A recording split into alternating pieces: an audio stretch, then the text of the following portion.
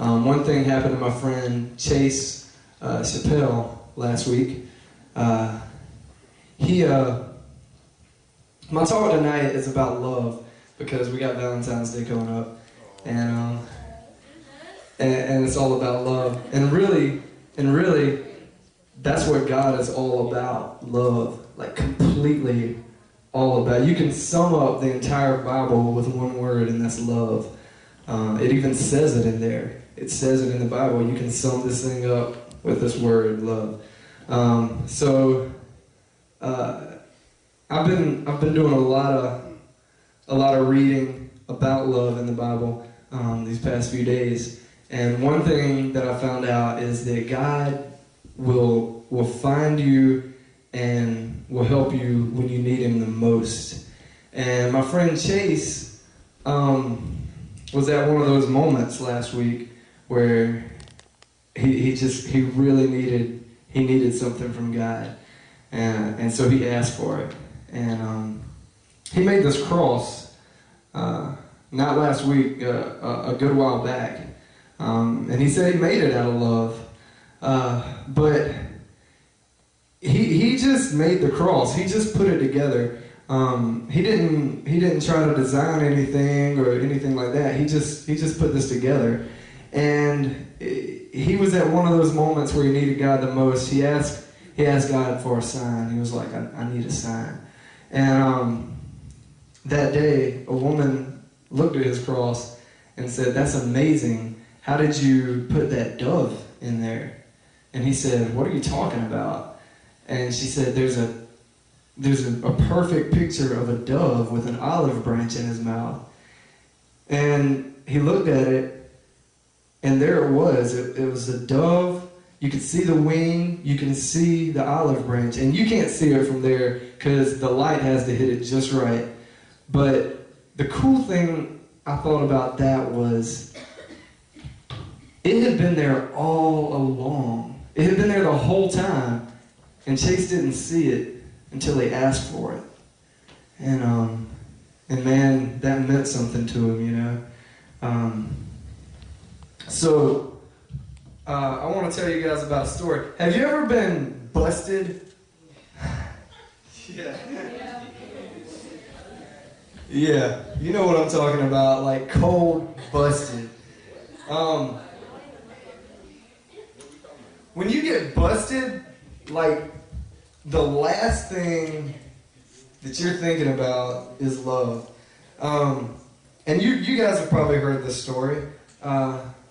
Jesus was kind of starting to be hated on by some religion scholars and whatnot, and they wanted to trap him. And they let a woman in who had been caught in the act of adultery. They stood her in plain sight of everyone and said, "Teacher, this woman was caught red-handed in the act of adultery. Moses' law says to stone a person like this." This girl had got busted. I'm talking about, it says she was caught red-handed in the act. That means somebody walked in on her doing it with somebody that wasn't her husband. You know what I'm talking about? Cold busted. They dragged her from there. Now, it's not real descriptive on it, but I can imagine her half-dressed in front of all these people, cold busted, in front of Jesus, the Son of God, who, anybody, you could choose anybody to be in that situation, and the last person you want to see caught red-handed is the Son of God. So I'm not sure what she was expecting. I'm sure she was probably scared.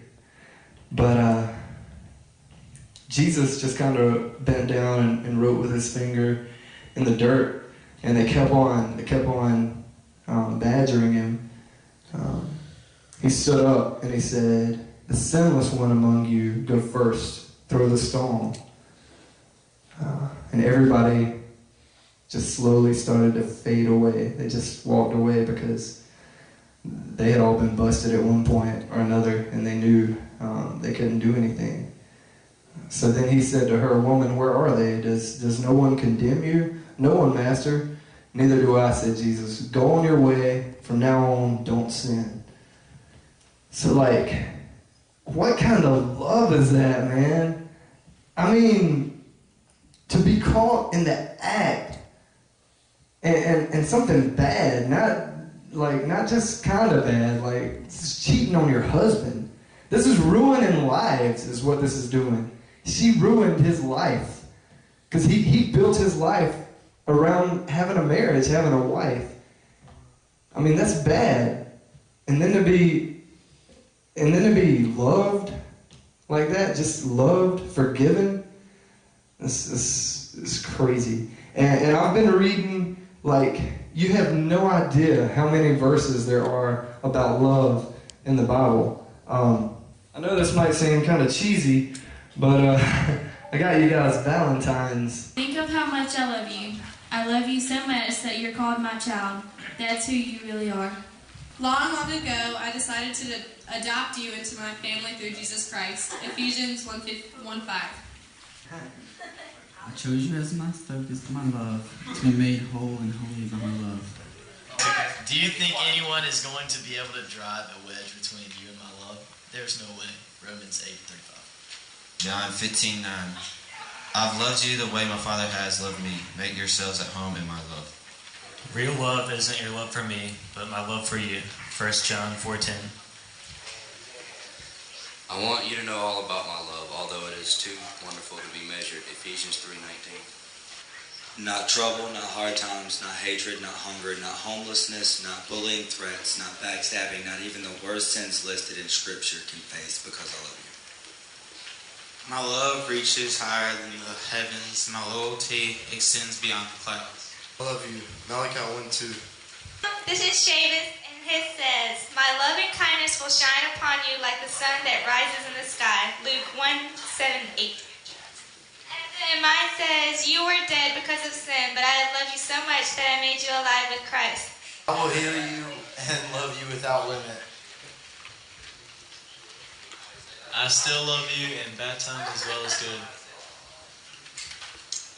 That's how much you mean to me. That's how much I love you. I'd sell off the whole world to get you back. Trade the creation just for you. I am merciful and very patient. I show great love, and I can be trusted. Exodus 34:6. Let everything you do be done in love, inspired by my love for you. 1 Corinthians 16:14. Mostly what I do is love you. Keep company with me and learn a life of love. You can't round up enough containers to hold all the love I pour into your life. Romans 5:5. I never quit loving you and never will. Respect, love, and more love. Now I will have mercy on. Ooh, messed that up. Now I will have mercy and love you forever. I promise. Nothing living or dead, angelic or demonic, today or tomorrow, high or low, thinkable or unthinkable, absolutely nothing can get between you and my love for you. I am always with you. I celebrate and sing because of you. I will refresh your life with my love. You can't go wrong when you love others. When you add up everything in the law code, the sum total is love. Romans 13. Make yourself at home in my love. My love never fails. 1 Chronicles 16:34. Love one another in the same way I love you. You love one another. John 13:34. My love is faithful. Even the clouds in the sky can depend on me. I've never quit loving you and never will. Expect love, and more love. This is how I showed my love for you. I sent my only son into the world so you might live through him. 1 John 4:9. May you have my amazing grace, my extravagant love, and my intimate friendship. I want you to understand the width, length, height, and depth of my love. Yeah, I've been reading it all throughout. It's pretty sweet stuff. You can never know it unless you test it out. You can never experience it unless you ask for it. Kind of like Chase asking for the sign.